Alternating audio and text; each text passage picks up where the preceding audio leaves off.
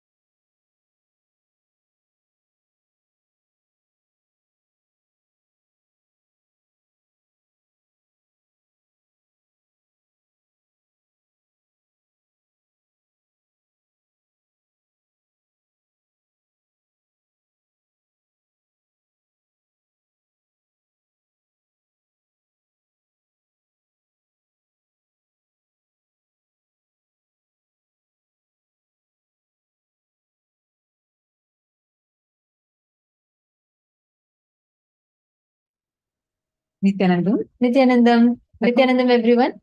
I hope now all of you are able to see us and hear us clearly. Nithyanandam, welcome to your 21st day of Paramashivoham. Today is the last day of the program. And how are you all enjoying it? How excited are you all today on this auspicious day of Vijayadasami? Today is the day that we attain victory over all evil, all incompletions. And today is a very, very special day. So, how excited are you all? Nithyanandam.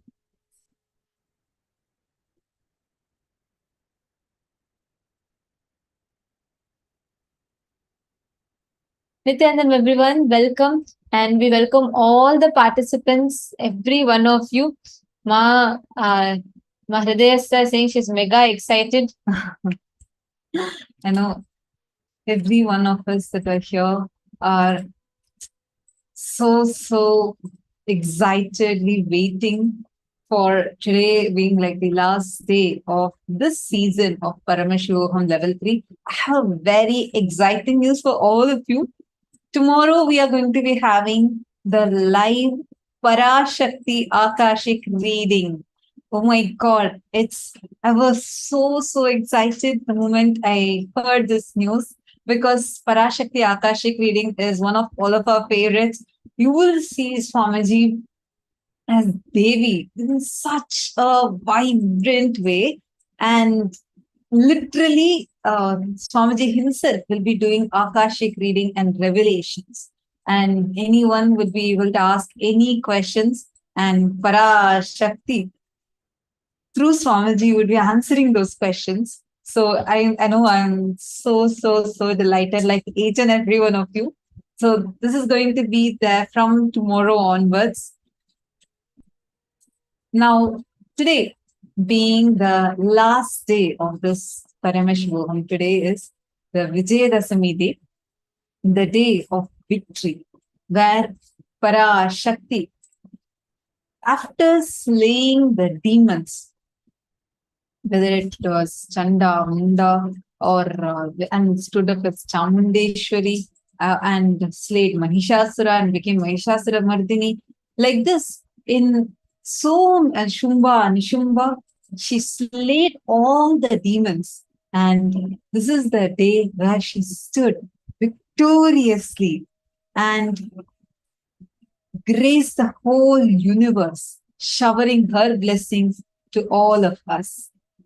And every one of you that are sitting here today, we are literally going to learn the ultimate truth.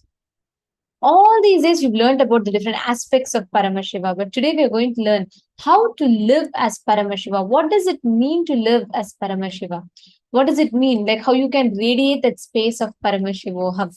We're going to be learning living Paramashivoham. Ultimately Paramashiva, living Paramashiva, all of that maps for all of us, as we all see Paramashiva walking amongst us as our beloved Swamiji.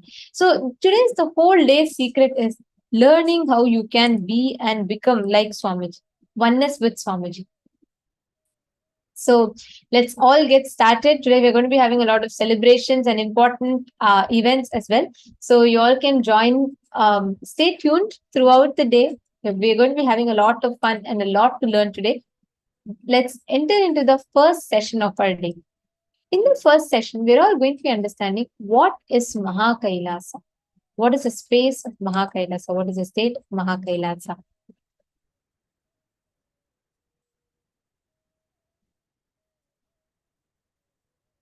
Every one of you here, all the participants, the core essence of what we are going to be focusing on today is the experience of how you can manifest Paramashivoham, experiencing that space of oneness with Avatar.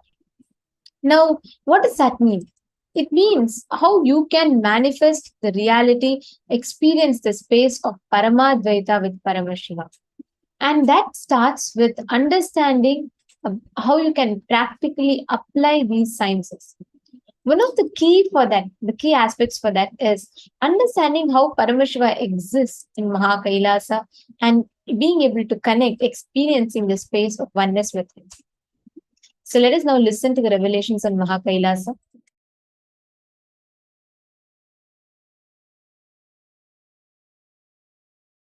Los Angeles Kailasa is one of the connection points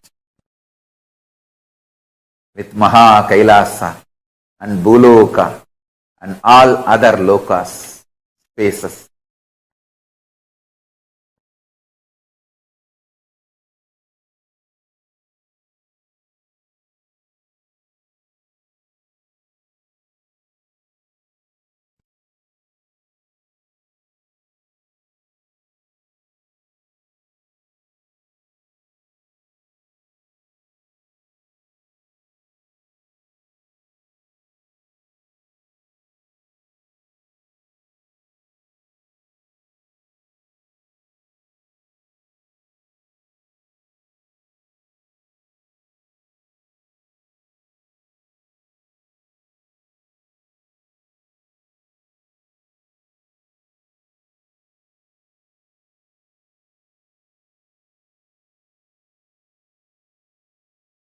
Los Angeles Kailasa is literally place where Paramashiva's being exists. He is not only in the form of energy, superconsciousness, state, space, powers, he is in the very form of that being. Accepting, receiving our worship, prayers and responding with the grace and compassion and love and blessing. Swamiji, what's the daily lifestyle of Paramashiva? Like, do you brush teeth with Haritaki and do yoga like everyone? Do what I am saying. What I do, you can't do. So, Paramashiva is above all this. You just do what I am saying. You can never do what I am doing. You will never be even able to know what I am doing or my lifestyle. My lifestyle is beyond your imagination or understanding. How to enrich husband and kids who are not open to see how awesome Swamiji is, and how they should not miss the opportunity to connect with him in this lifetime. Understand? You just need more intense tyaga. If your family, friends, whom you really love, who you really want that they should connect with Paramashiva, myself and the lifestyle I am manifesting. But if they are not getting connected, the message I am sending for you is you just need little more tyaga. Your tyaga, sacrifice need to become more intense. Bring more tyaga towards Paramashiva. Learn to sacrifice. Do tyaga more and more for Paramashiva. Your tyaga will inspire them. Make them understand the higher existence. With your tyaga, I will manifest my powers that will inspire them. Make them understand the higher way of existing. They will automatically be connected to me. Pranams at your divine lotus feet, Swamiji. Thank you for the blessing of Paramashivoham level 2. My question is, I had the cognition up until now that in order to move beyond lower vibrational emotions like fear, anger, shame, guilt, etc., a person should not suppress those emotions, because suppressed negative emotions can result in disease. Instead, to move beyond those negative emotions, a person has to move through them. When you say to do tyaga on emotions like fear, for example, how can I be sure I am doing tyaga and not just suppressing the emotion? Can you help me understand what it means to do tyaga on emotions? Thank you, Swamiji. Many principles, cognitions you carry from the modern day psychology, psychiatry, psychosomatic, so-called sciences are disastrous, dangerous, destructive, demonic. Those cognitions came from sick mind to keep the humanity sick forever. This is the largest psychological terrorism done on humanity. Modern day psychology is the root cause of all the psychological sickness of humanity. The false, wrong principles they taught are the reason for all the sufferings of the modern day humanity. Tyaga is not suppression. That's the first truth you need to know. Second truth, you can never go through them and come out of them. Third truth, renounce everything you know about you from the modern psychology. It is sickening. You are consciousness. Learn from me, the creator of you. I am giving you the owner's manual. Vedas and Agamas. Learn from me.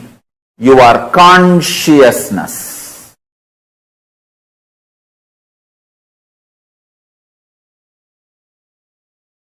And Tyaga is the way to kindle, explode the pure consciousness.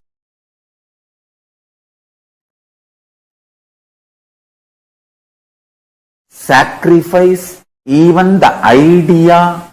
If you suppress your fears, it will come out as disease, because the whole thing is false. Whole thing is false. Neither your fear is truth, nor the principle. If you suppress your fears, it will come out as disease is true. Both are false. Renounce both.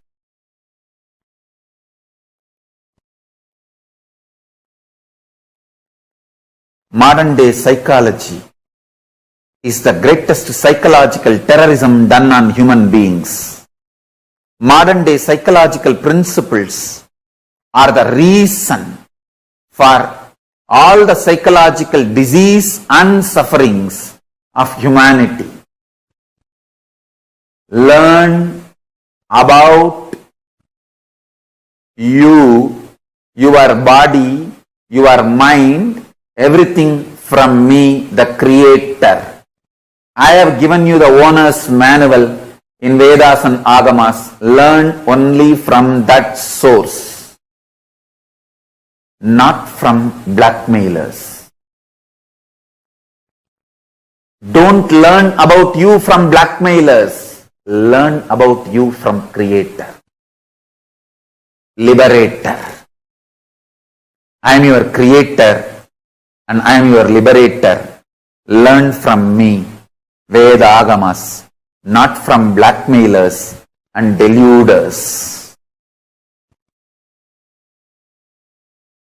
Psychiatric doctor and patient relationship is equivalent to disciple-disciple relationship. Deluded, trying to guide another one deluded. Blind tries to lead the blind. Both destroy themselves. Swamiji, as you have said, having Guru in one's life is the ultimate luxury. How can we stop taking you for granted? First, stop all disciple-disciple relationship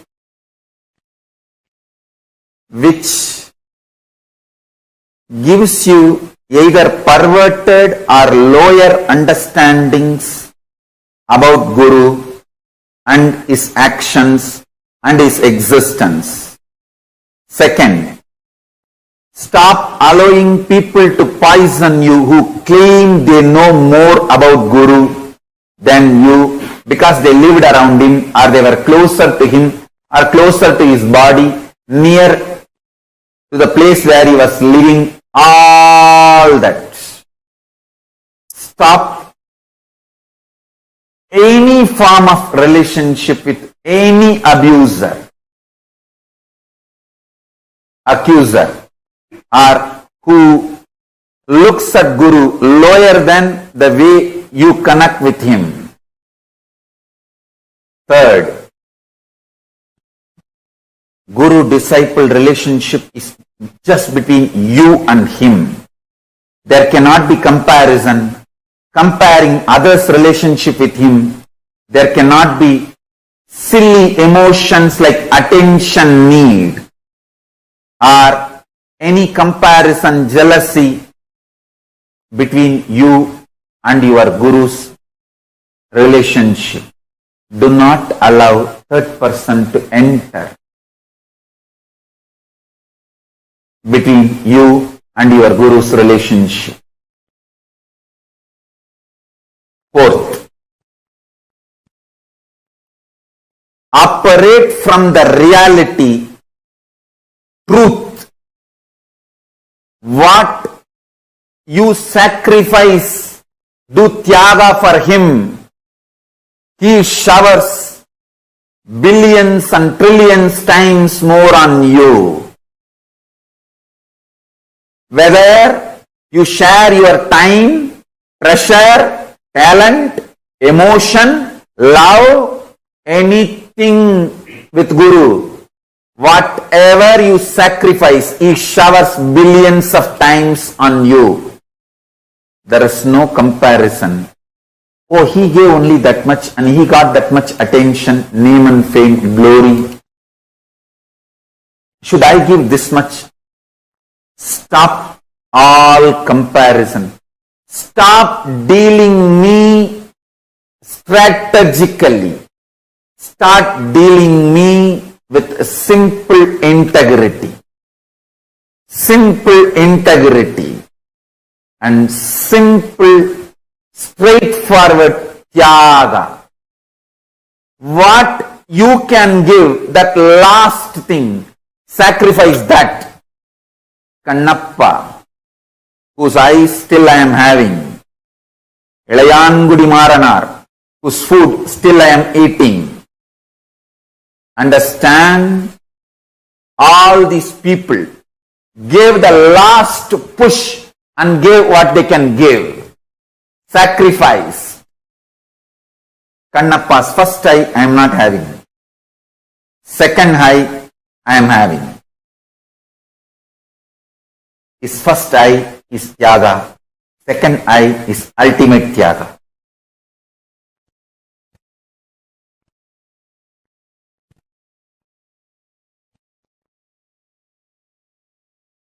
When Ilayangudi Maranar and his wife cooked food for me, they tied cloth on their nose because they did not eat for 3 days. If they smell the food, their mouth may give saliva, so food will be dirtied because mentally they wanted to eat. Uchishta. So they tied the cloth and cooked for me. That tyaga still I am enjoying. Understand? The relationship between you and me is absolute tyaga based. You give your ultimate, I give my ultimate. It is not strategical. It is tyaga, undeniable tyaga. I don't care who gives what. Is it the last thing he is giving? That is what I care. Millions of people give food. I don't eat. Ilayangudi Maranar, the last seed rice he had, he cooked and gave. That is the last he has. That decision, that will persistent, that tyaga is what I am enjoying. and I showered myself for him, on him forever.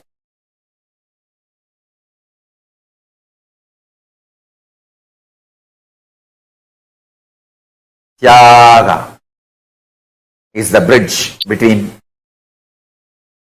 Guru and disciple, not any other strategy. Fifth, simple one-liner, simple attachment, simple obedience. That's it.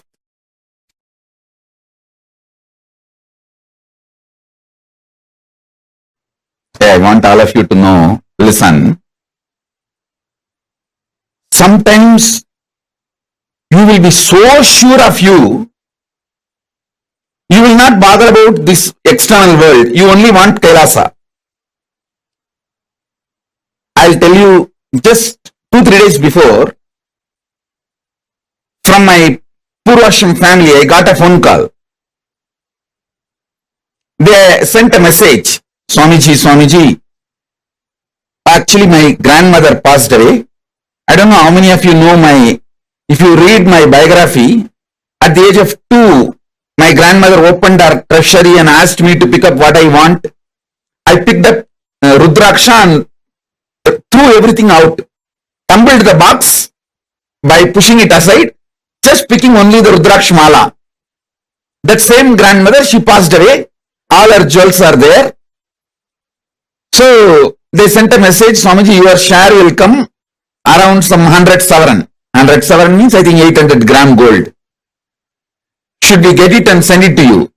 I laughed. Hey, at the age of 3, I rejected it. And you are asking me, do I want that at the age of 44?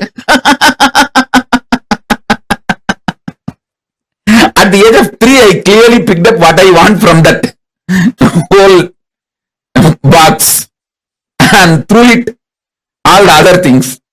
And you want me to have that at the age of 44? From 3, I am very clear what I want. Listen carefully.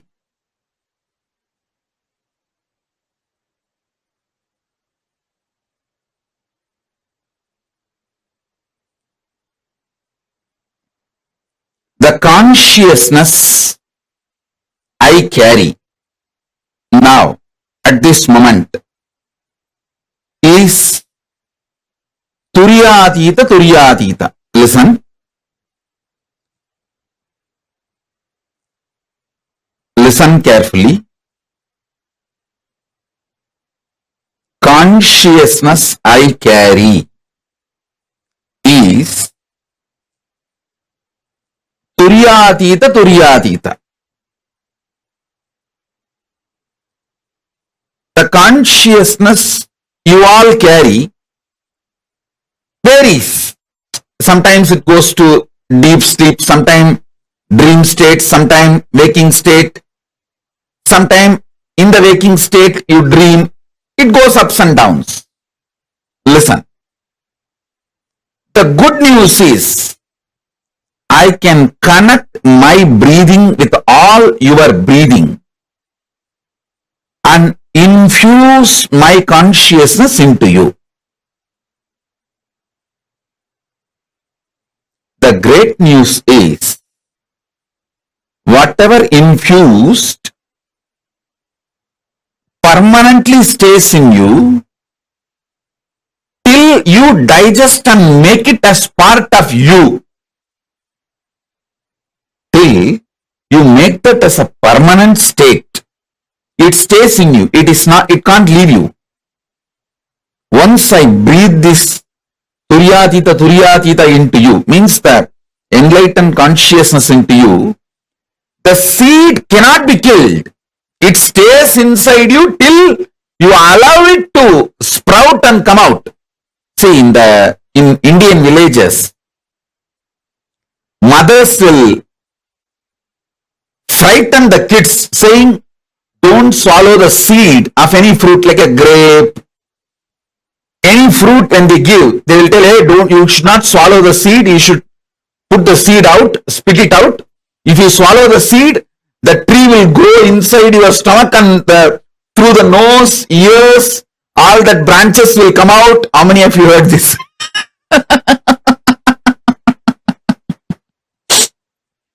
Because moms don't want that seed to get stuck in your throat.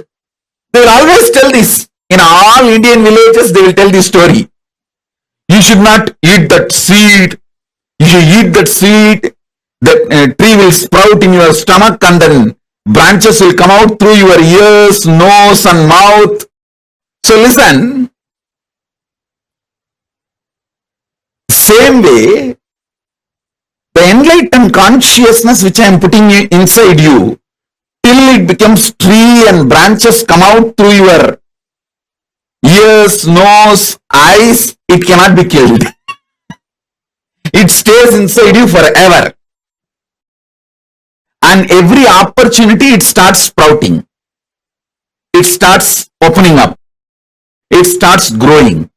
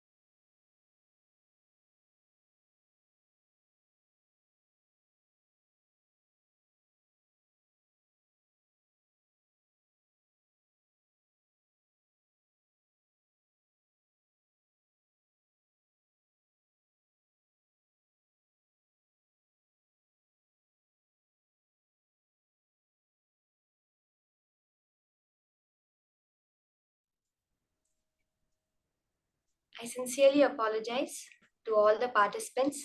We are facing some severe technical issues and we had a huge break in the program. I want to sincerely apologize to all the participants. We are going to be continuing with the program now. There was a very severe technical issue all of a sudden, and it was unexpected, and I really want to apologize to all the participants for the interruption in the flow of the whole program that was happening. We will be continuing with the program now. So I want to request all the participants, take a few minutes and post in the chat. What did you understand and cognize from the session? What is Mahā KAILΑSA? That space of Mahā KAILASA where there is nothing other than Paramashiva exists. So let's take a few minutes and just to refresh ourselves to continue with the flow. And I really apologize for the break that happened, the unexpected due to the unexpected technical glitch. And we will be continuing now with starting to refresh ourselves. By all of us, if you just, I request everyone, you can post in the chat, what did you understand? What is that space of Mahā KAILASA?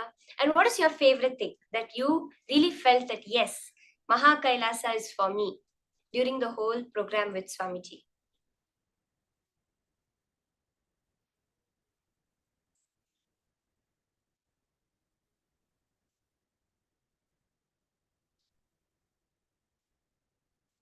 That space of Mahā KAILASA, Swamiji so beautifully describes it. It's the space where only Paramashiva exists.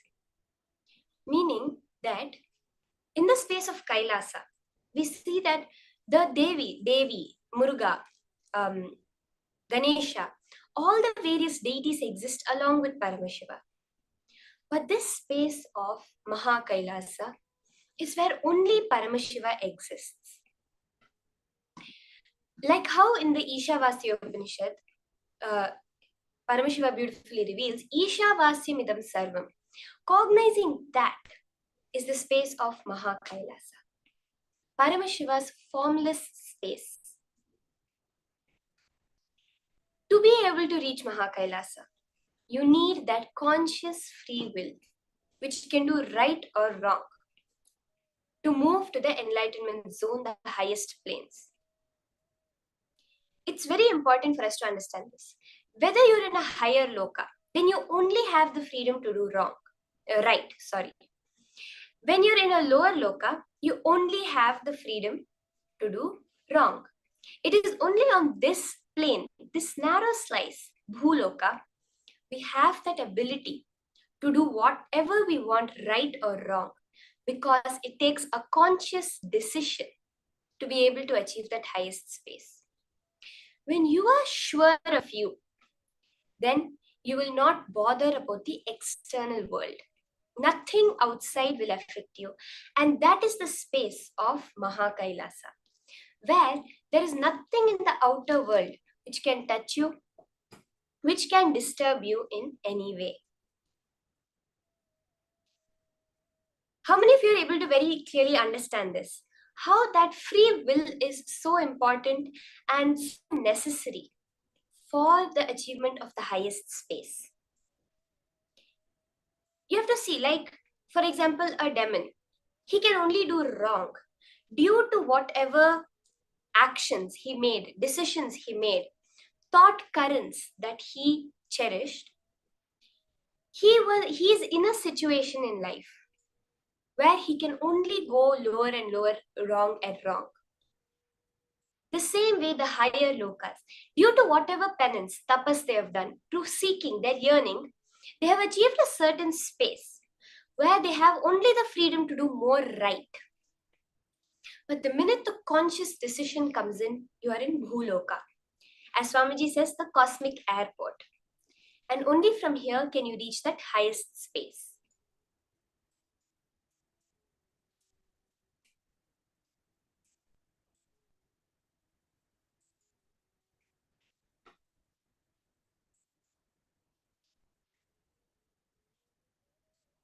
Swamiji says that be sure of yourself. When Swamiji's grandmother had opened the whole treasury all the jewels, everything that she had, Swamiji chose the Rudraksha only.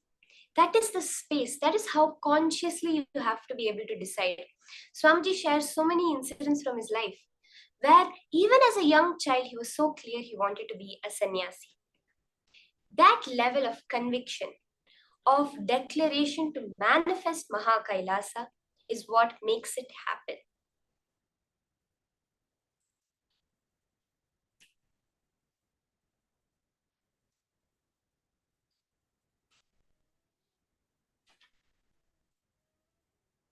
We just saw the Mahavakya, the intense chanting of the secret password to access Mahā KAILASA. Swamiji so powerfully reveals that this Mahavakya, wherever it is chanted, Swamiji appears there immediately because of its very vibration.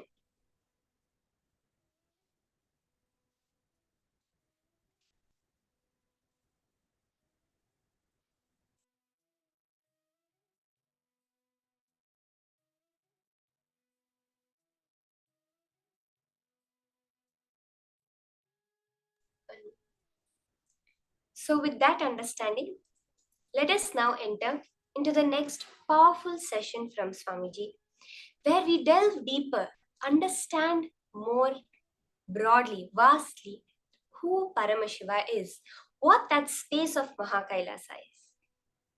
Swamiji beautifully reveals about the Ananta Kalyana Gunas of Paramashiva, the infinite manifestations of Paramashiva, his infinite qualities, auspicious qualities.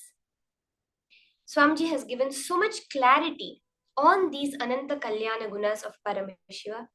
Let us hear these higher powerful cognitions from Swamiji himself now.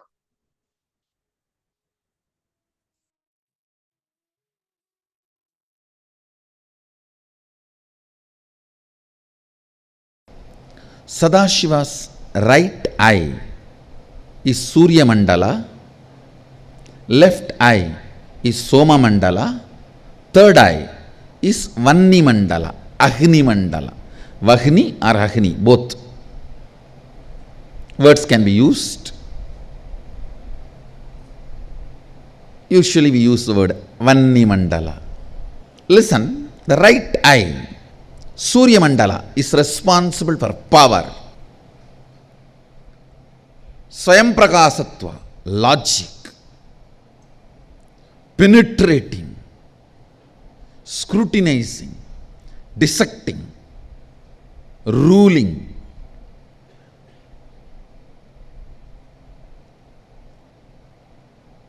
All the aggressive and active tendencies, the Ananta Kalyana Guna, the thousands and thousands of auspicious qualities Sadashiva radiates, in that all the aggressive active qualities radiates through the right eye, Surya Mandala, love, compassion, making it happen, keeping it together, far life, pro-life.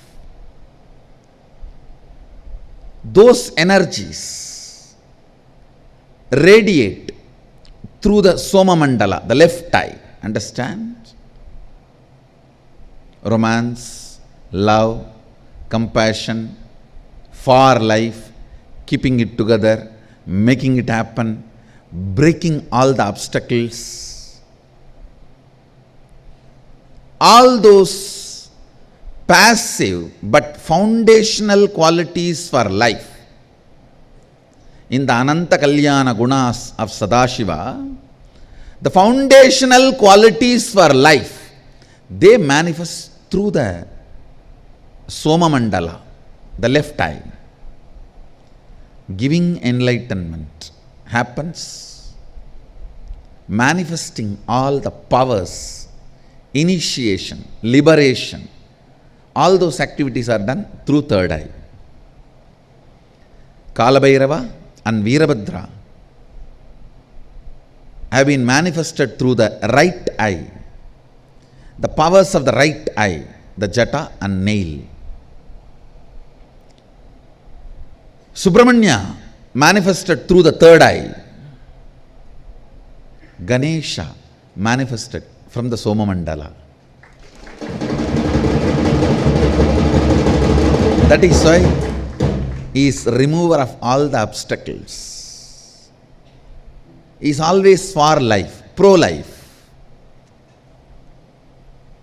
He always votes for life, pro-life.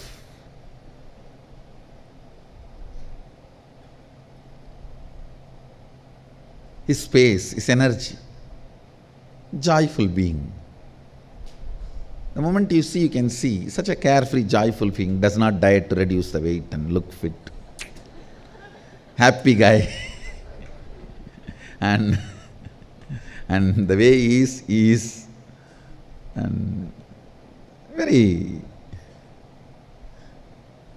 blissful being who goes on radiating far life energy, pro-life energy.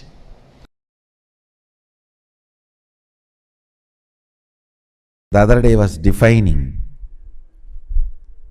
chastity. The achalatva, immovable component of consciousness. Consciousness has one quality of immovable, achalatva. That quality manifesting through your biomemory as naturally, understand, there are some qualities. Very comfortably, naturally you express. There are some cunning fellows. Even after years, cannot learn integrity because they feel all the best things of their life is given because of their cunningness. The fools have not seen the best things life can give. See, it is like a baby steals 2-3 cars, small toy cars from his elder brother, from his cousin sister, and keeps all that, and he thinks, because of my stealing capacity, see what all I have. And the father, because of this fellow stealing capacity, does not write any of his property in his will to the child. This fool will not know what he lost. He thinks, oh, these few things I collected is because of my cleverness of stealing. That's the best strategy. You see, because of this strategy, I have these cars. I secretly play around when nobody is there. See what I have. Fool.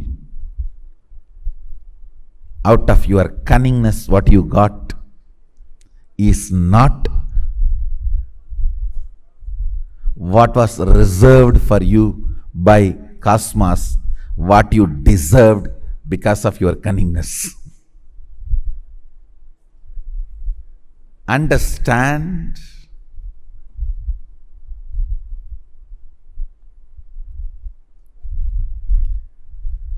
If your cognition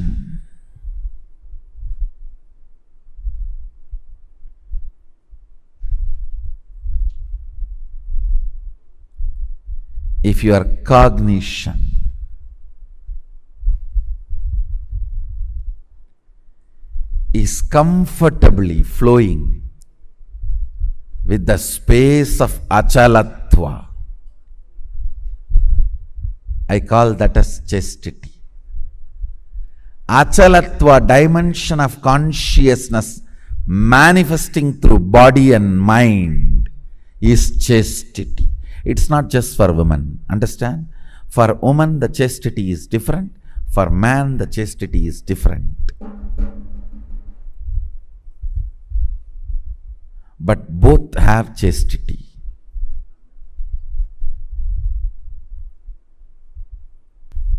Now understand the fundamental definition of chastity.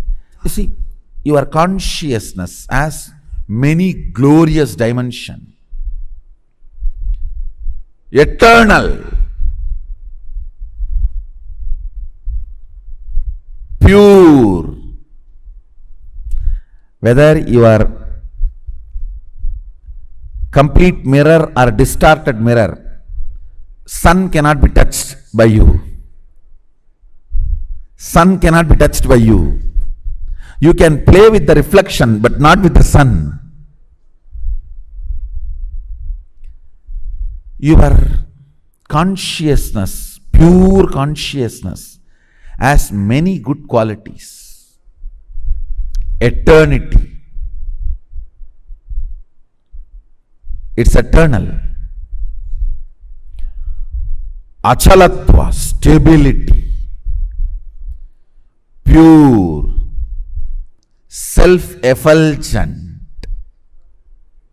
Always alive. So all these dimensions are living cognitions, gunas of your pure consciousness. In Bhakti traditions, the devotion traditions, we call it Ananta Kalyana Guna of Bhagavan, of Lord.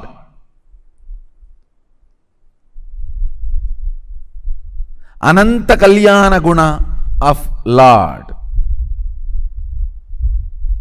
This one Kalyana Guna, one auspicious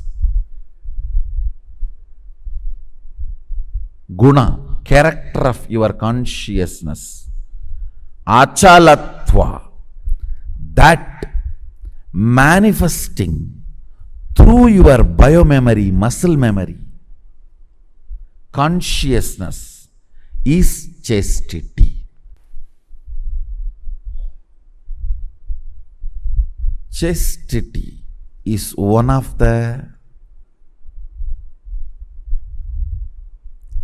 health of consciousness. Understand the word. Chastity demonstrates your consciousness is healthy.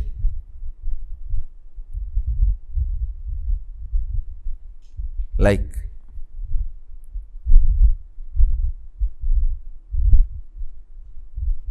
only mentally healthy person will be courageous. Understand? Sometimes the stupid decisions you take out of cowardness also may be appreciated by others as a bold step. No, that is not courage. Courageousness is health of consciousness. Same way, chastity comes when your consciousness is healthy. Integrity comes when your consciousness is healthy. Understand? The cunning,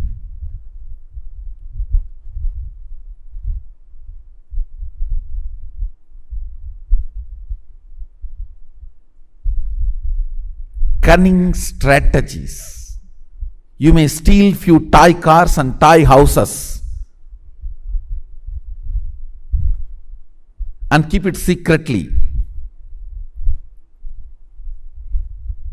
but you will miss what Sadashiva reserved for you. With integrity, you will get what he reserved for you. Understand? You deserve what he reserved. But if you think your strategy is more brilliant, then have that few stolen cars and houses you have.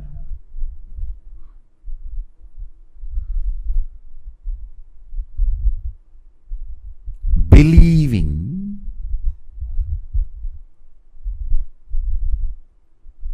non-integrity can pay better things in your life is the worst stupidity can enter into your system. Cognizing integrity pays the best. Integrity brings everything Sadashiva reserved for you. As cognition leads you to enjoy the best of life.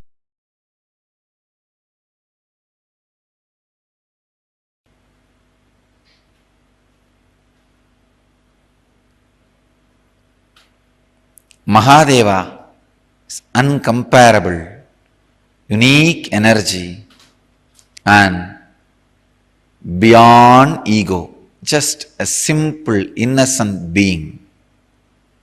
Asudosha, above all, the eternal bliss, eternal fulfillment. Remember the 7 qualities of Mahadeva. I have connected the 7 chakras qualities. Fantasyless being, being beyond fear, being beyond worries, being who goes on sharing, giving, being who is unique, being who is so simple, easily available, being in eternal fulfillment, Nithyananda. Remember these great 7 qualities because Shiva is filled with Ananta Kalyana Gunas, thousands and thousands of auspicious qualities. Shiva, who is radiating these 7 qualities, is inside you. Your own personality. Understand? Whatever idea you have about you, that personality carries these 7 qualities. So meditate, remember that personality can express these 7 qualities.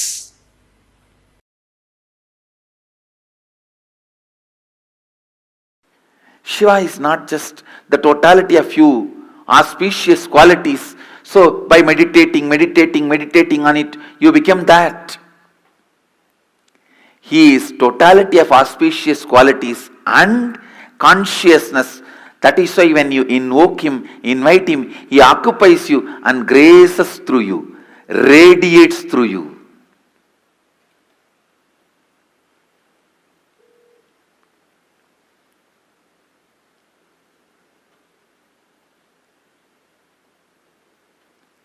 Not only he introduces himself to you, he introduces himself through you to everyone. He introducing himself to you is authenticity. He introducing himself through you to others is enriching. Mahadeva is the conscious intelligence. Shivoham is not technique, it's a conscious process. Meditate on Shivoham. Don't think your japa repetition, the strength of your meditation is going to bring the results. No. He is conscious intelligence. You meditating is nothing but invoking him, requesting him to fill you, to radiate through you.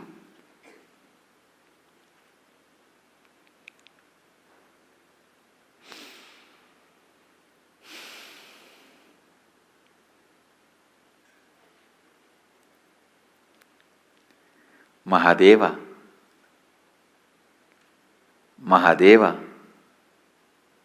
is pure consciousness. Mahadeva is embodiment of purity.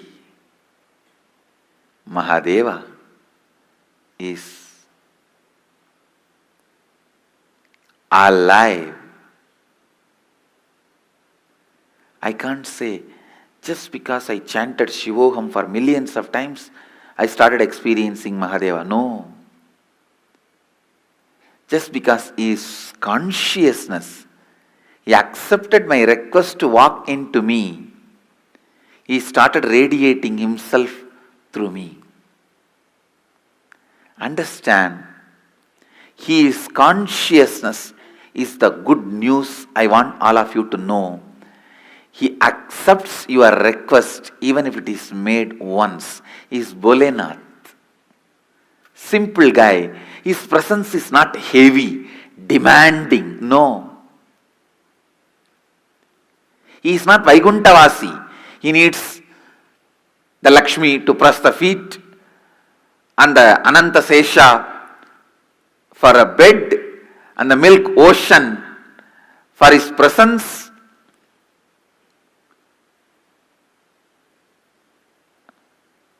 And all the best things, Shamantaka, the greatest jewelry for wearing. No, I am not disrespecting Vishnu. All I am trying to tell you is, Mahadeva is Bholenath.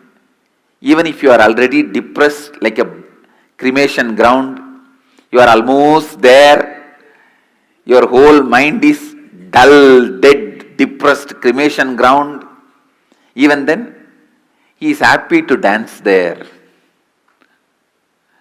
And all your thinking, feeling, everything is full of negativity, negativity, negativity, negativity like a ghost. Even then, he is ready to have you as his companion. Understand, he is too simple and his presence is not that heavy. His presence is powerful but not heavy. Heavy means demanding. Powerfulness is different, heavy is different. Is Bholenath. His presence is never demanding. His presence is so powerful, but not demanding.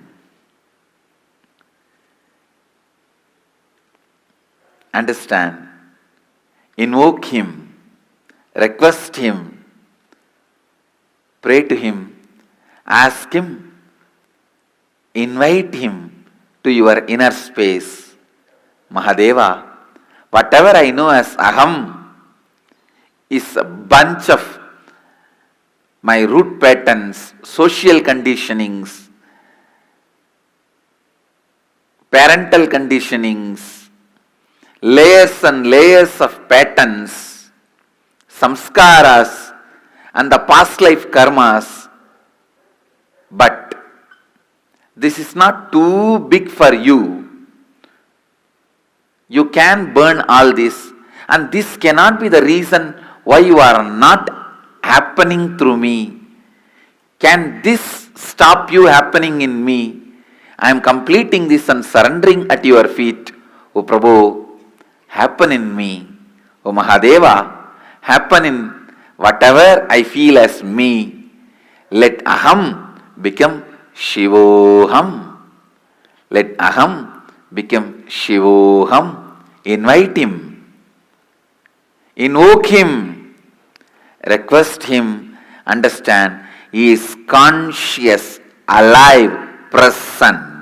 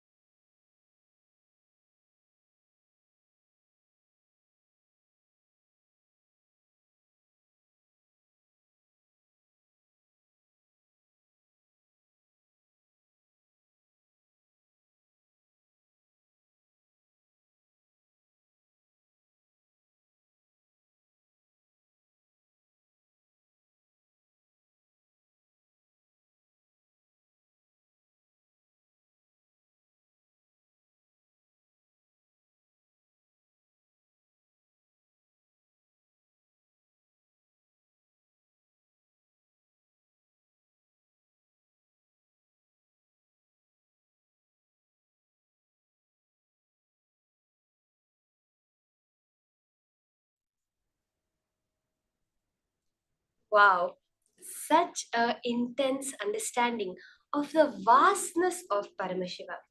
I just want all of you to understand that. See, what we can cognize of Paramashiva is one slice of who Paramashiva actually is. So beautifully, Swamiji actually says in one place, where stop exaggerating on yourself, start exaggerating on Paramashiva. What does that mean?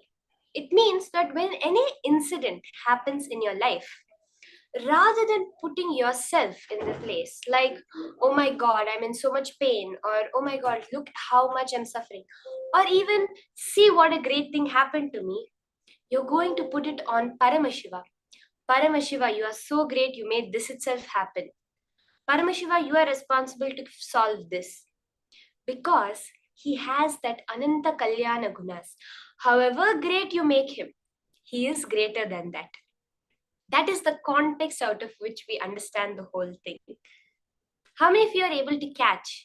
We are going to be now listening to such a beautiful story from the life of Lord Sundareshwara, which is the Leela of Sundareshwara calling down the King Malayadhwaja who had passed away.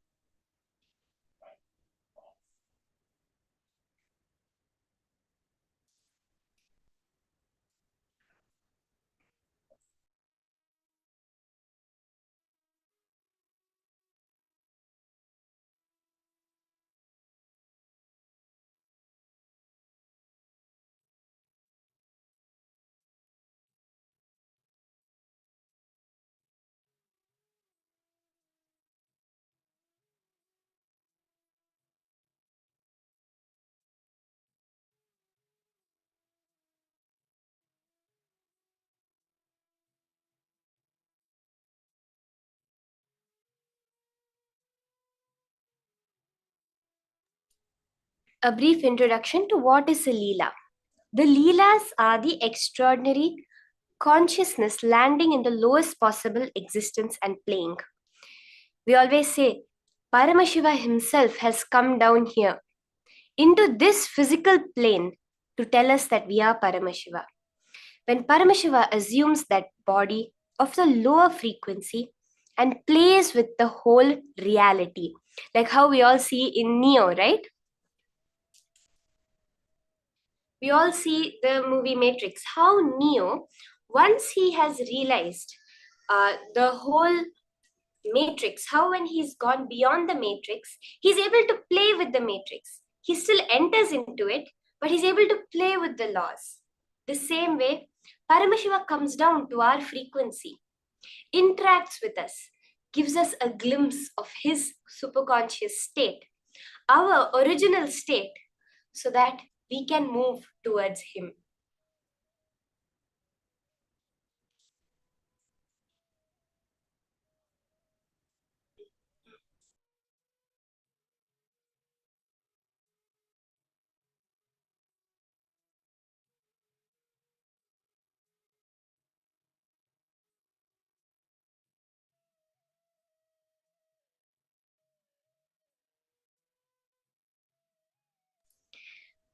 So this beautiful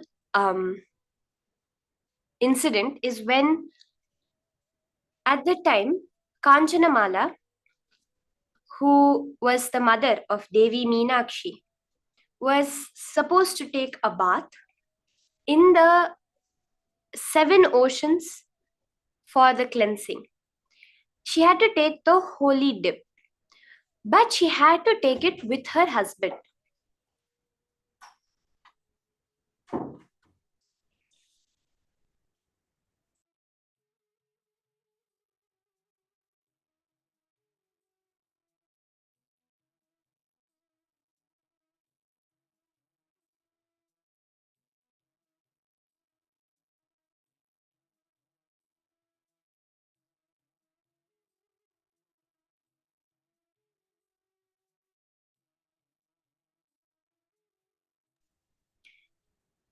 So at this time,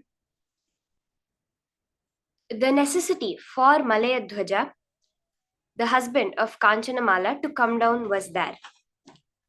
First, due to Kanchanamala's old age, she was not able to go around the whole world. So Lord Sundareshwara brought the waters of all the 7 oceans into a single pond. So Kanchanamala requests Sundareshwara, and Sundareshwara scans the cosmic archives to see where Kanchanamala's husband is and calls Malayadhwaja Pandya, and he comes down. Kanchanamala completes with him, and both of them take the dip in the 7 oceans and achieve liberation.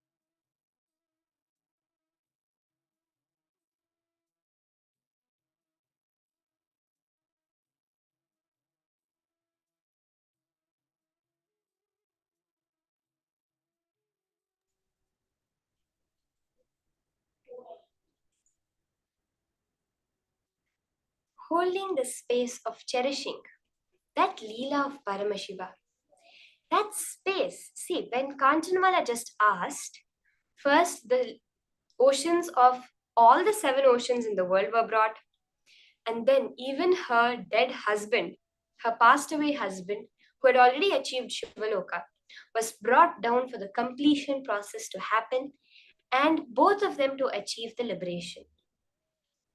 The next session, we're going to be understanding a very powerful topic. Okay, this is one of my favorite topics which Swamiji talks about, which is practicing the presence of God. How in your daily life you can experience Paramashiva himself. Just imagine that whenever you want, whatever it comes, like Paramashiva, like how you would call, let's say, your friend if you needed some help and say, hey, I just need this help, would you mind coming over? The same way you can just say, Paramashiva, this is what's going on, can you help me out? That is the conversational relationship we can have with the highest being by practicing his presence. He is already present everywhere. Very beautifully it says in the Agamas, we do the Avahanam, the calling of the deity. We usually translate in English as invoking the deity, right? But in the Agamas, that is not the context given. It is not invoking the deity. It is avimukhi karanam, means asking Paramashiva to face you. Paramashiva cannot come somewhere or go somewhere because he is present everywhere. But when we do that avahanam, when we practice his presence, we are asking him to face us and to manifest through us. Let us now listen to these powerful cognitions on practicing the presence of God from Paramashiva Swamiji himself.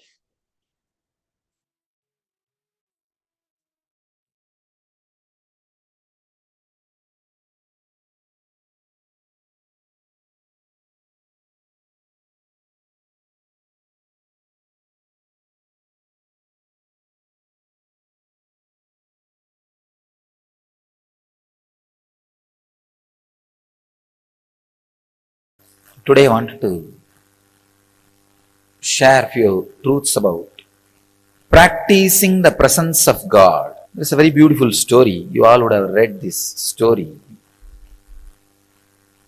in school. There was a guru and he had 10 disciples. There was one chief disciple, very brilliant and highly spiritual. So naturally, Guru was giving attention to that disciple more.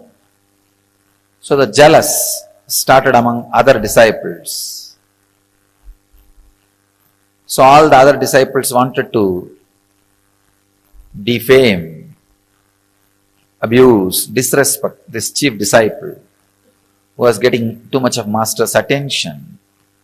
Somehow they wanted to move him out of master's attention.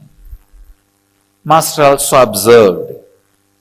He observes everything, even though you think he sits with closed eyes.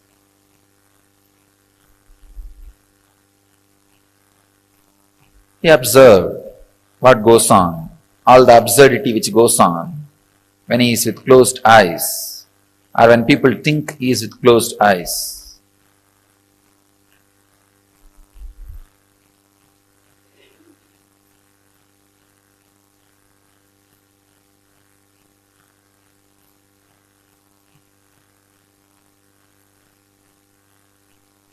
One day he wanted to tell all the disciples why he is giving more importance to the chief disciple, the sincere disciple. So he called everybody, kept a small test, giving each one of them one banana and telling them, go and eat in a place where nobody sees you, where you are not observed by anybody. All the fellows ran here and there. One ran behind the kitchen, one ran behind the sarovar, one ran outside the gate, one was hiding in the temple godown. They all ate and came back, except this chief disciple. He came back with the banana without eating it. All the disciples asked, why? He did not find any place. He just kept quiet. Master asked, he did not find any place. where nobody was observing you. The disciple says very beautifully, it's a very small story. All of you would have known. Master, I am not able to find any place where God is not observing me, where God is not seeing me. I feel everywhere His presence. This story was known to all of you as a knowledge. Unfortunately, it did not become wisdom. The story has multiple layers of meaning and understanding.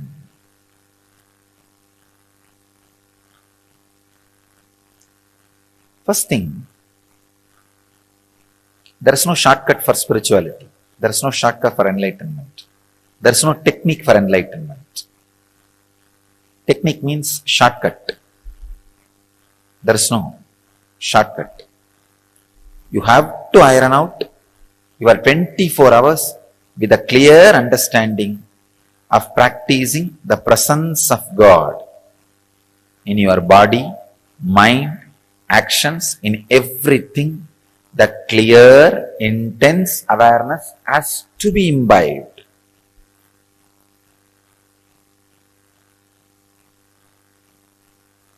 Second thing, whatever you experience as God,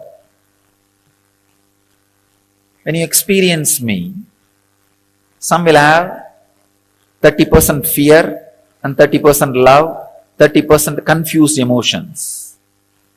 Some will have maybe 50% fear, 40% confused emotions. Some will have 100% fear.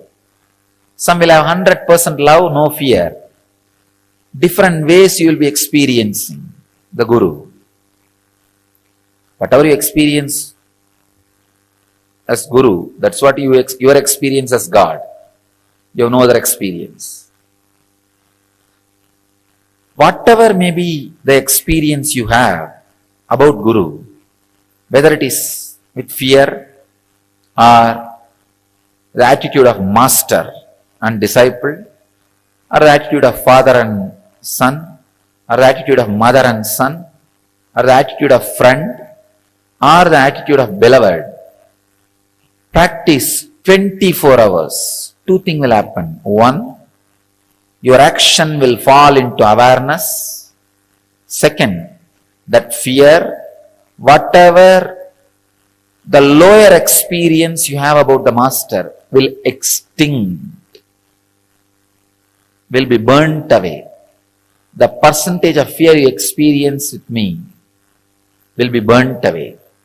The percentage of other emotions, except pure surrender you experience with me, will be burnt away.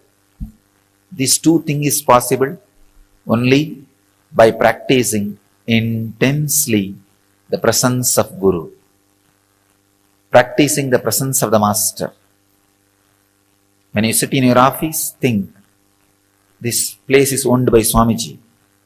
How Swamiji will maintain this office? When you sit and talk to people, if Swamiji is here physically, how will I talk?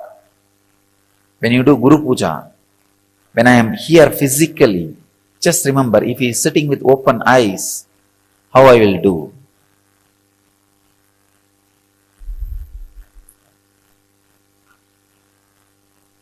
Practicing the presence is the only way. Is the only way. Only way. Your arrogant, egoistic logic can go on justifying. No, there is some other technique. Or you can go on postponing with it. That is what I call hypocritic loopholes. The air hole, air bubble in the copper wire will not allow the copper wire to be a conductor. Electricity will never flow. Same way, the hypocrisy between the relationship, when you practice my presence, the hypocrisy you handle, you have it, it's like air bubble, will not allow the Guru-disciple relationship to happen, will never, the presence will permeate, penetrate you. Practicing the presence. tremendous respect.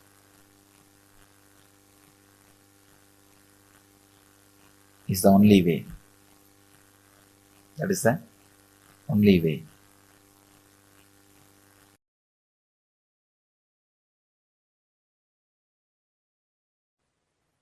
Understand, this initiation, this Shaktipada is the purpose of my existence, to give you this Shaktipada only. I exist and I come here and sit again and again every day.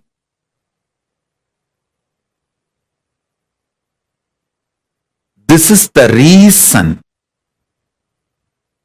I am alive and I reveal myself to all of you.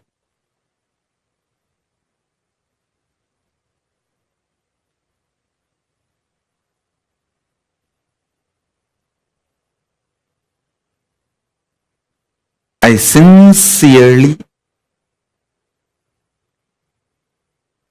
bless all of you as living manifestation of Paramashiva, as Paramashiva. I bless you all and initiate all of you. Whoever decides to trust my revelation about me as Paramashiva,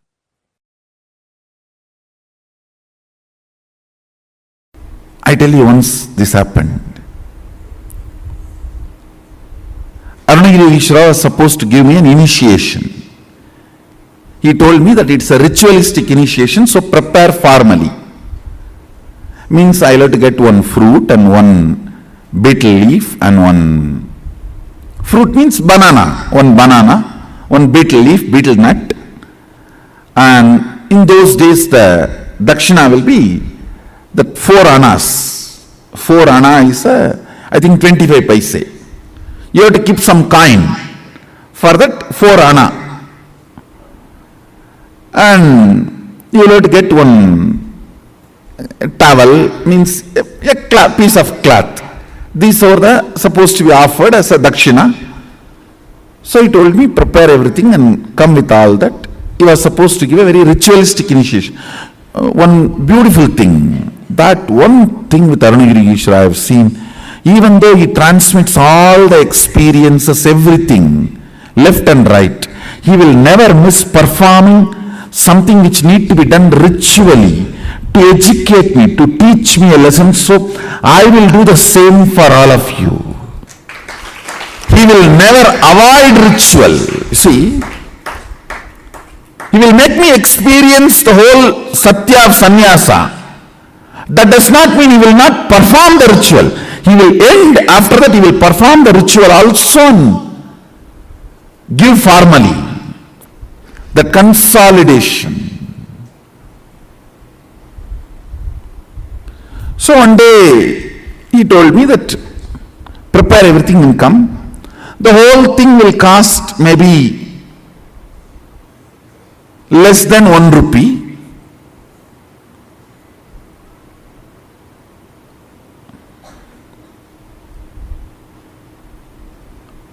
Because the towel, already I had one towel, means that Angavastram. Only the other few things I need to buy, which is less than a rupee. With including that 4 anna I am supposed to give as dakshina, whole thing will cost only less than whole thing will be 1 rupee.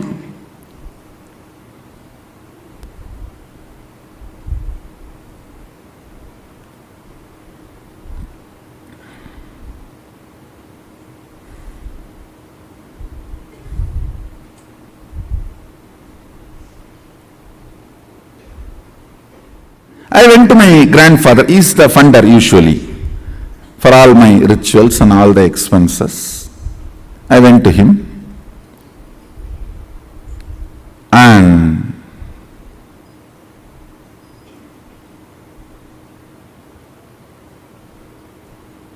I still remember that the steel table, and that side he was sitting in the chair. And usually kids, when they go and sit on, that is my bar, that jumping bar, in that I will put my hand down and try to jump 3-4 times. Tata, tata. To get his attention, and he will say, Enada? Swami Vantya? Means, what Swami, you have come? And then I said that, like this I am going to have some puja and initiation. I want 1 rupee.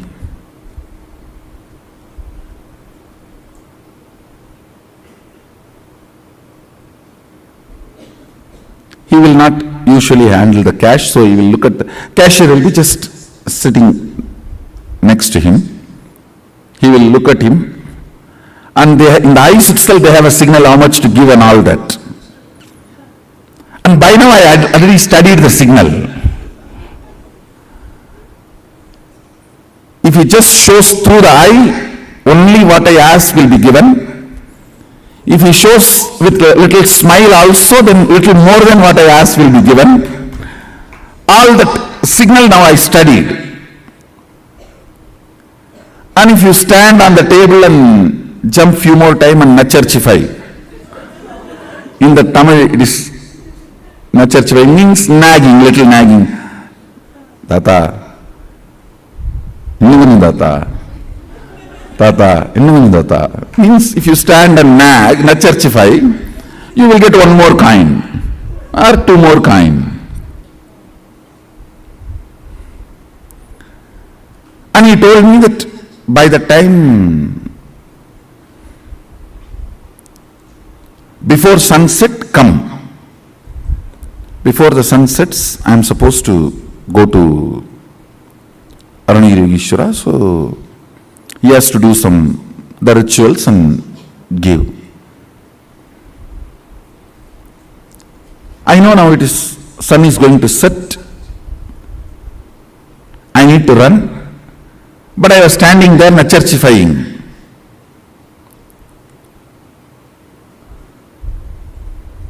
Thinking that if I stand for a few more minutes, I'll get few more coins. I can buy something with that when I am going back to temple.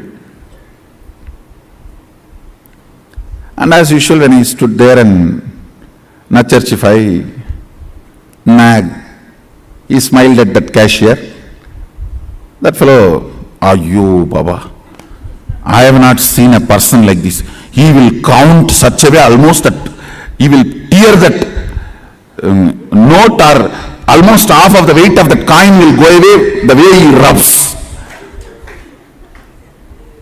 His name was Shanmugam, my grandfather's partner. And he will count. Ndara, Sanarvaya. Finally, he will put that coin. So because I was standing and nagging, I got a few more coins. I think 2-3 coins he gave. I took it and ran. By the time almost sunset has happened.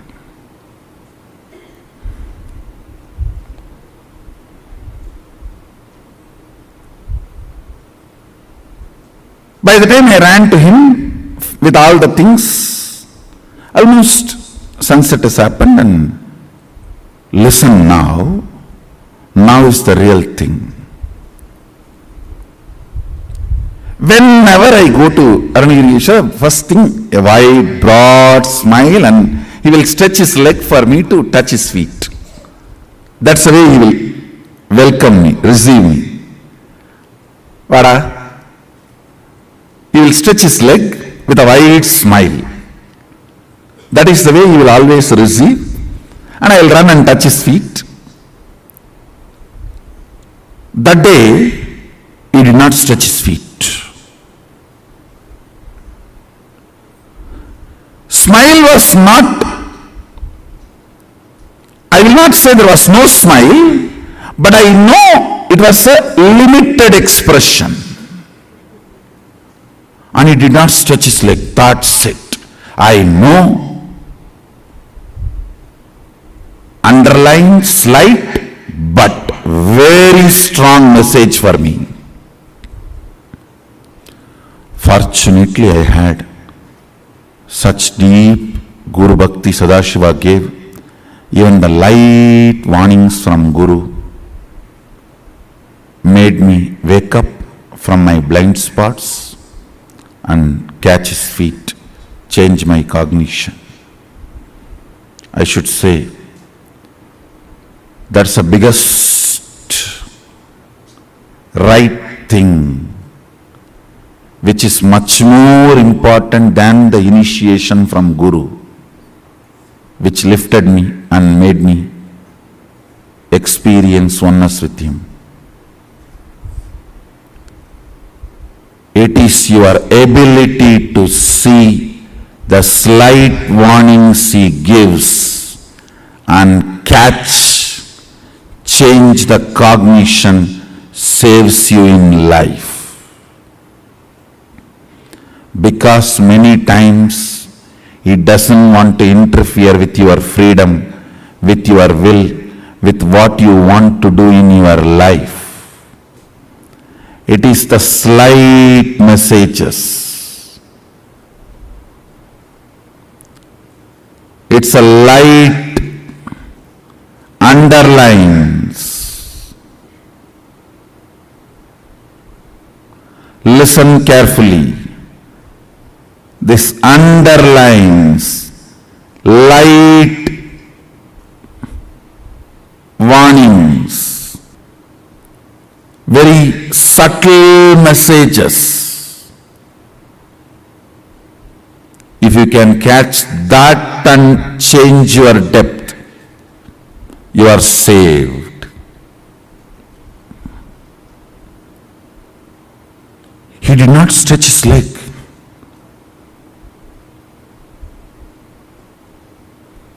That is enough to shake me. I ran and just held his feet and said, Swami, மன்னிச்சிருங்க, late ஆயிருச்சு, தப்பு பண்ணிட்டனே, means forgive me, God delayed, I made a mistake. He said in Tamil very beautifully,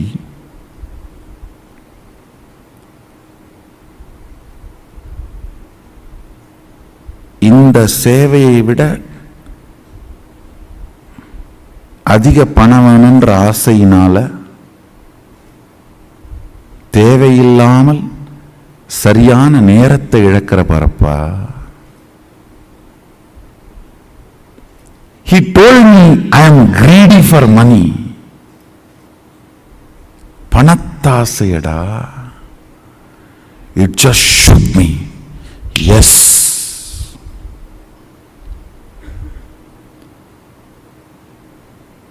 Because for initiation, I'll try to repeat the whole conversation. See, for initiation I need only 1 rupee. I don't need to be standing there and nagging my grandfather for a few more coins.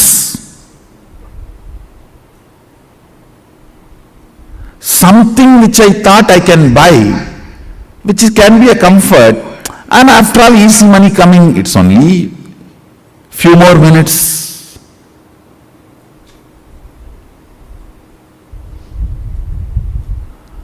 That casualness,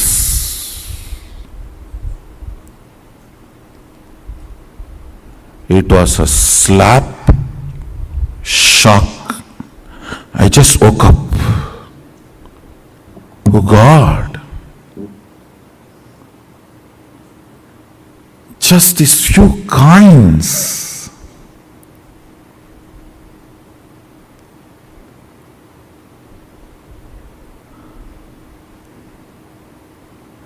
And I am a guy who never touches money. Only like this initiation or any of this Arunagiri Ishwara's work, I touch money. This kind,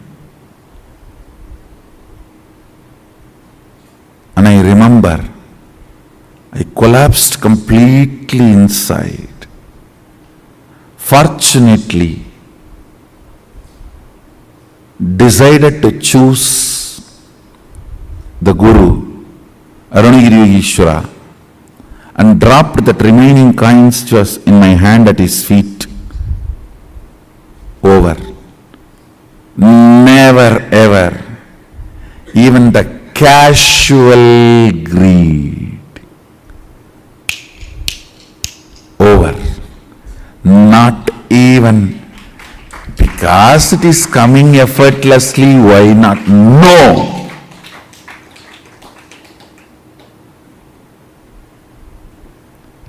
I should not even use the word greed. Even that casualness. If it is there, we can buy something. Even that cannot keep me away from my Guru.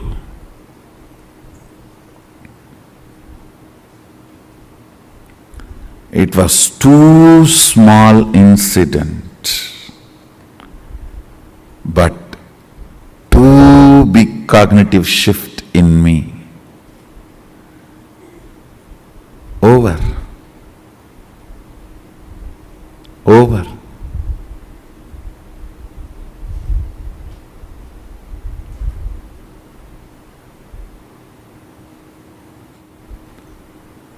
There are some messages which you cannot directly tell. If you directly tell, it will look like, oh, am I wrong? Is it wrong? You will get into defense. Then you cannot be taught. The cognitive shift will not happen. I can only underline. Even a casual desire for little money should not keep you away from Guru. I can only underline. I cannot directly give you. If I give this statement directly to you, you may get into defense. Then transformation becomes painful, difficult.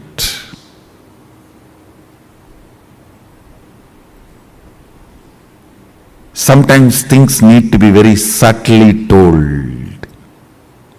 You need to catch it.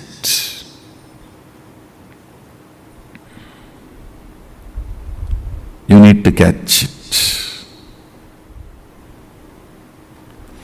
Only if you catch the subtle messages given by Guru, your cognition will be consolidated. Your cognition will be consolidated.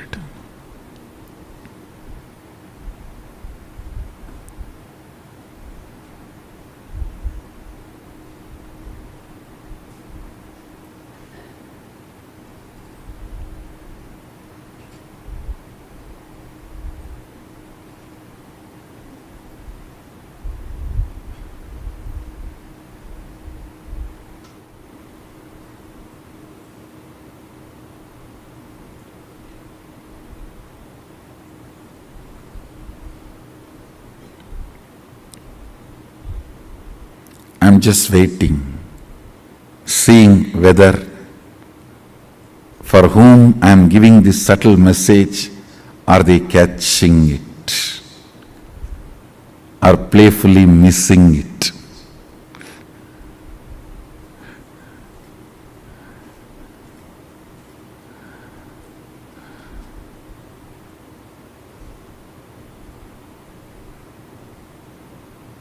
There are some who cannot be recovered. They are doomed. When I say the name, you are doomed. You can't be recovered. You are going to be drowning. So as an evidence, I am leaving this name. You are not going to save yourself. Only when you are not going to save yourself, I tell your name. If you are going to save yourself, I don't tell your name. I only send a message. And see whether you are going to catch it or going to be playing, missing it. If I tell your name, be very clear. Don't take this as good sign. If I tell your name, don't think, oh, Swamiji told my name directly and advice. Praising is different. Sometimes I tell your name in praise, that is different. During the advice, if I tell your name, be very clear. I am leaving the evidence for the future to tell. Even after Swamiji told, he did not listen.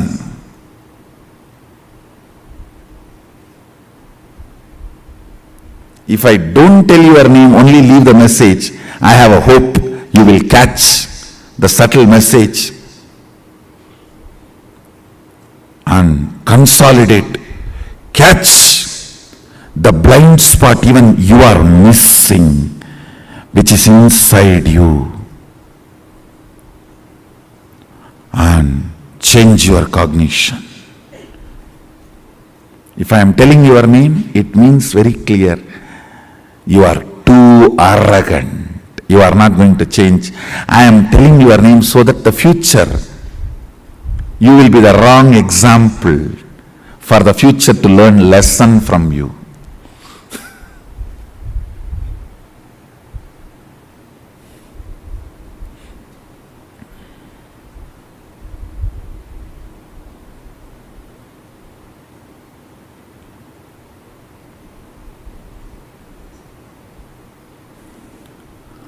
Cognitions matter.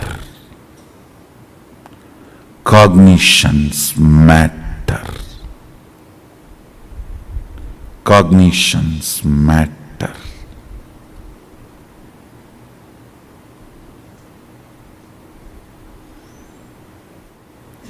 Do you know the funny thing next what happened when I collapsed at his feet? Dropping the coins.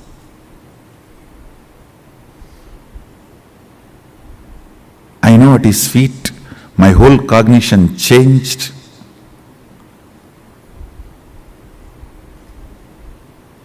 I was completely new. He lifted me up and held my face casually and turned. I saw the sun is back. Sun was back. No sunset.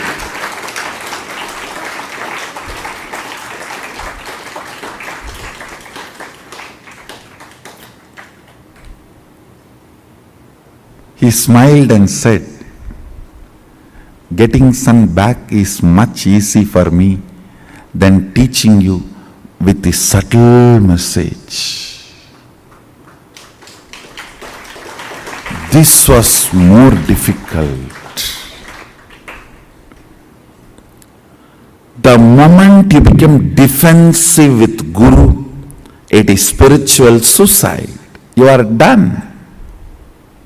Nothing can be done after that. Sometimes if Guru tells directly, you get into defensive with Guru. Over. Bye.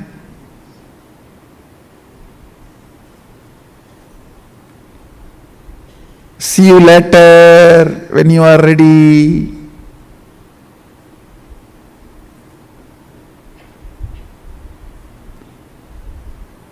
Understand?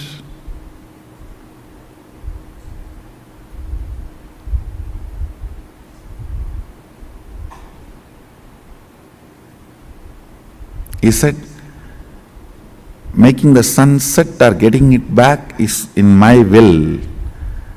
But you deciding to cognize my side or other side is your will.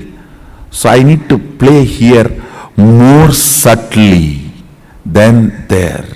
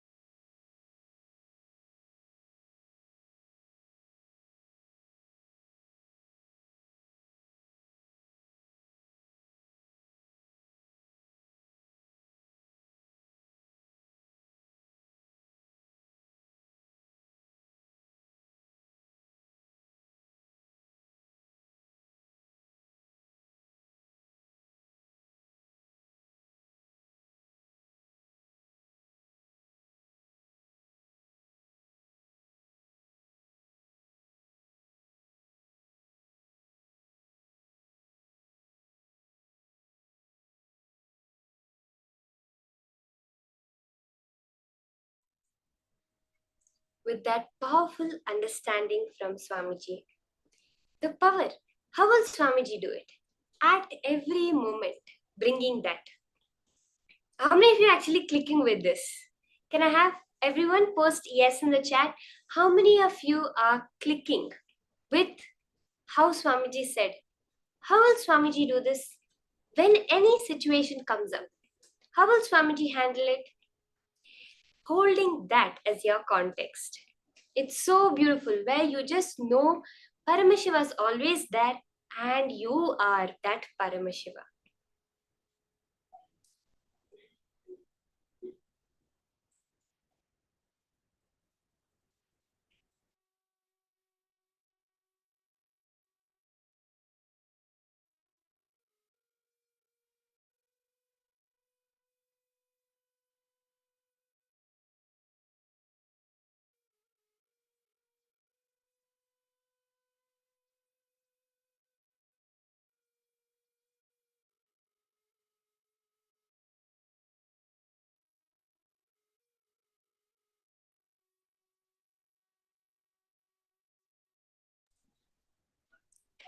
So let's all do the same thing that the boy did when he was given the banana.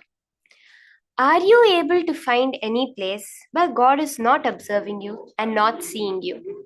Let's spend just 2 minutes. Can you all post? Are you able to find a place where Paramashiva is not observing you? Ma Jenny Tran, Madonna, can I request all of you to post?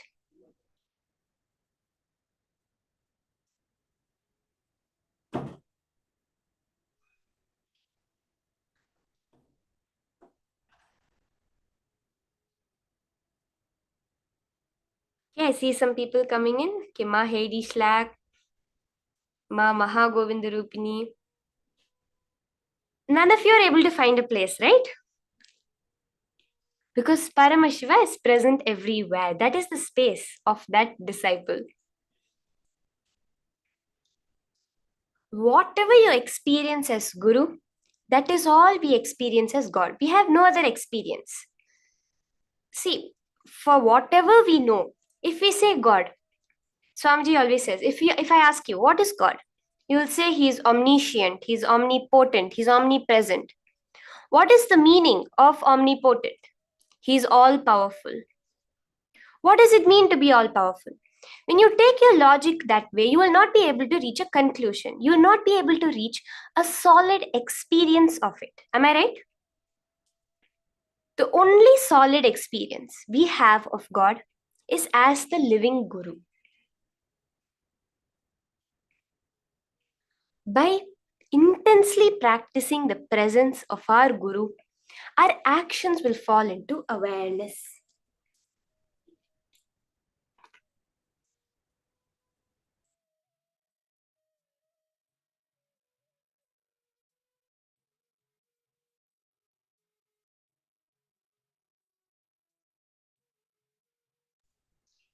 When our actions are in awareness, see, this is the key point.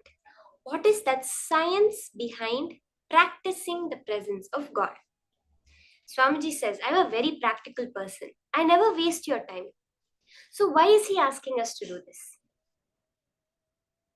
We have made our life run on autopilot for so long. That is why we always see we did so many completions throughout the whole 21 days of this program. We have gone through so many completions. We have completed those default patterns, the programs out of which we were running our life, and we have rewired them. That rewiring happens through the process of practicing the presence, where you're bringing yourself to the complete awareness. At every moment, every action, you have to be aware. How would Swamiji do this? I don't want to do it as my limited identity. I want to do it as Paramashiva's cosmic identity. Looking into that brings the intense awareness.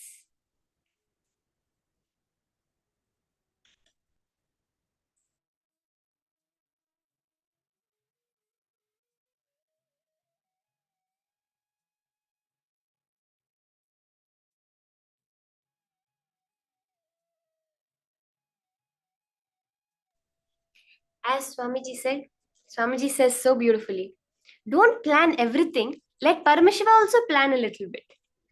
That Swamiji said, you don't even have to decide if you want to be in Dvaita or Advaita. Let Paramashiva decide that. So let your every action be decided by Paramashiva. The Sri Guru Gita guides us. हृदाम्बुजे कर्णिकमध्य संस्थे सिंहासने संस्थित दिव्यमूर्तिं ध्यायेत् गुरुं चन्द्रकला प्रकाशं सच्चित् सुखाभीष्टवरं दधानम्. This is the 112th verse of the Guru Gita. In the lotus of the center space of the heart of the disciple, on a divine throne, the Simhasana, is seated the divinity personified Guru. The disciple should deeply meditate on the divine form and presence of the Guru, emanating a light akin to the enlightening glow of the full moon. Chandra Kala Prakasham. This is capable of bestowing on the meditator the boon of the bliss of Sat, Chit and Ananda. This is very beautifully how Guru Gita is telling us, practicing the presence of God, practicing the presence of the Guru, where constantly you know he is seated within you in this exact form described by the Guru Gita.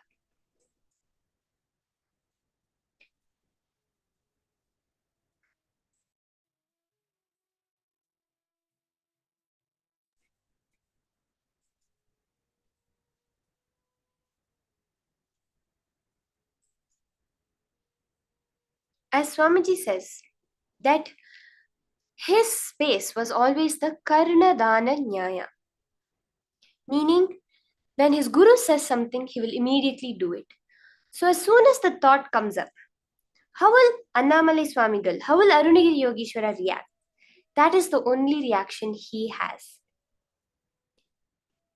Try this. Let's try out this technique. Anything comes in your mind, how will Swamiji behave? Do the same. The person who is courageous enough will say, how will Master live? Let me live that way. If your mind repeats some other questions, who will know how Master behaves? How will Master respond to this question? He will simply silence the mind. If at all your mind is saying, oh, how do you know that Swamiji will do this, Swamiji will do that? What will Swamiji do? Simply silence the mind. So do the same. That's all. That's all you need to carry. When you carry this one truth, you are carrying Swamiji himself. You will give birth to yourself.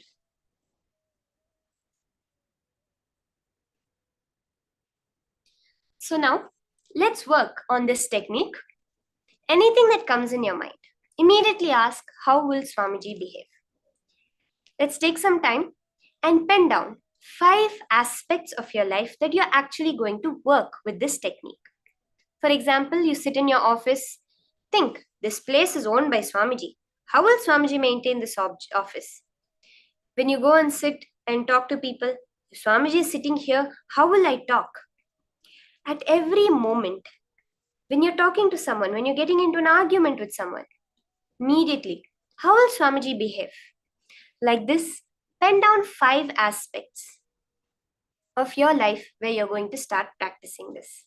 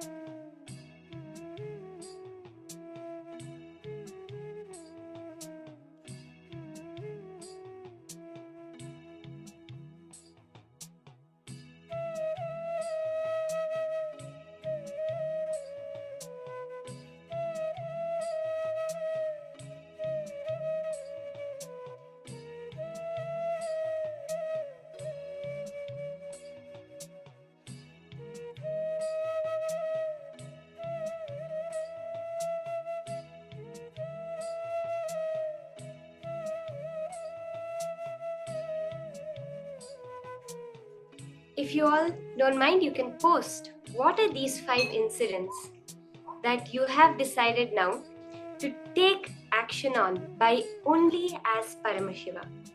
See, we are keeping our goal as these 5, but any point you want to do it at any moment, even right now. As you are listening to the program, as you're eating your food, as you're going to your work, you're driving your car, immediately think about it. How will Swamiji do this? Let me do it like that. This is especially very useful, very important when we get into a situation that is usually beyond our control. At that moment, remember, how will Swamiji do it? And do it exactly like that.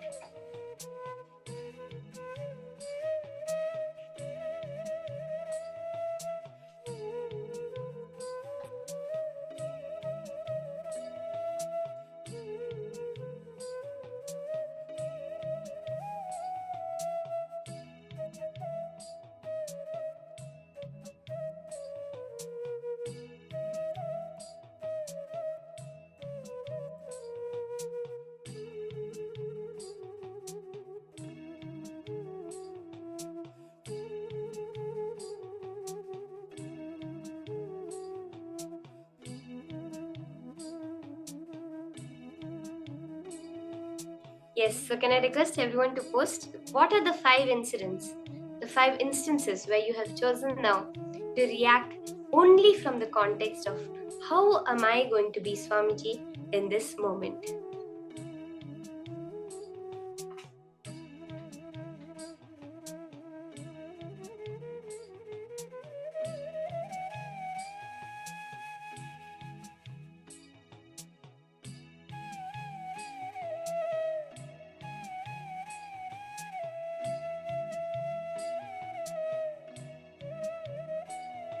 Swamiji shares with us who called the SPH, the Supreme Pontiff of Hinduism, Swamiji first. Swamiji says that Raghupati Yogi is one of his great inspirations. Maybe Paramashiva Shakti himself sent him down to prepare my body to receive the enlightenment. Actually, he was the first person who called Swamiji as Swami. He said Samyar means Swamiji. Because of him, everyone in the household used to call him Swami, including his mother.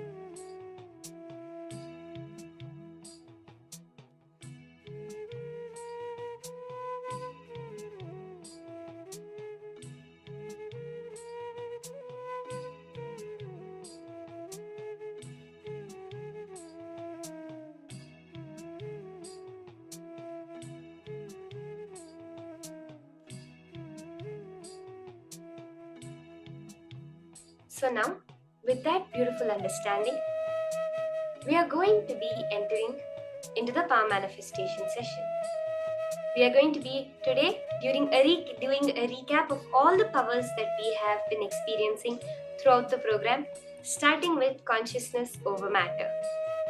With the same understanding, if you all remember the story of Swamiji with Arunagiri Yogeshwara, how when just through the actions Arunagiri Yogeshwara conveyed the feeling, the experience of Advaita to Swamiji with the two simple words, Sami, Unida.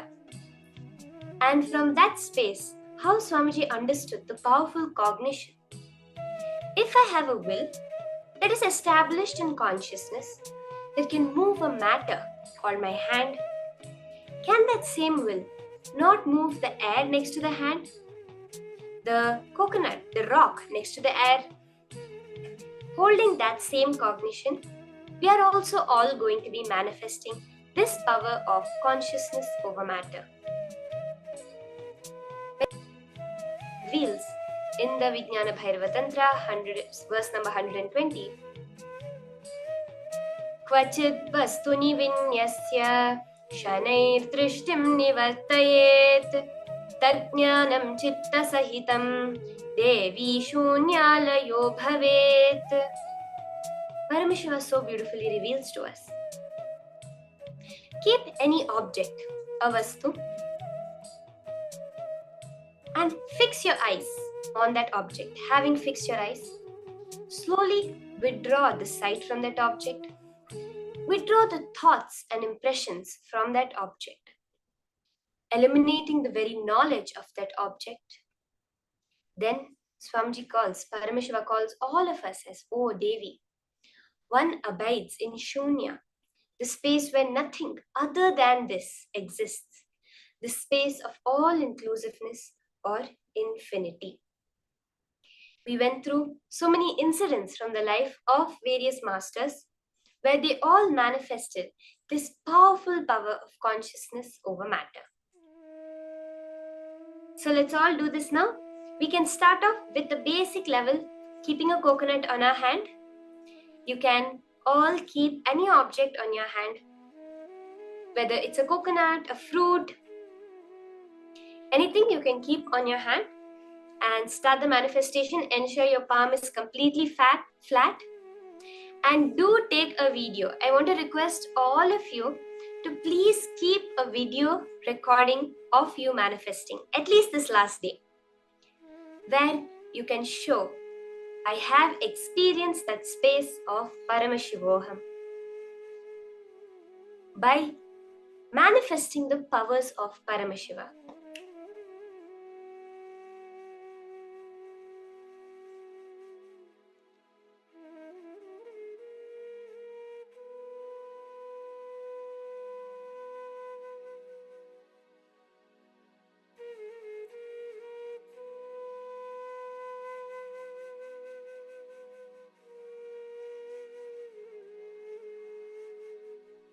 So make sure your palm is flat. If you don't have the any other object, you can keep your Atmalinga also.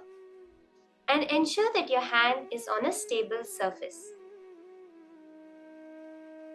So I request all the participants, you can keep it.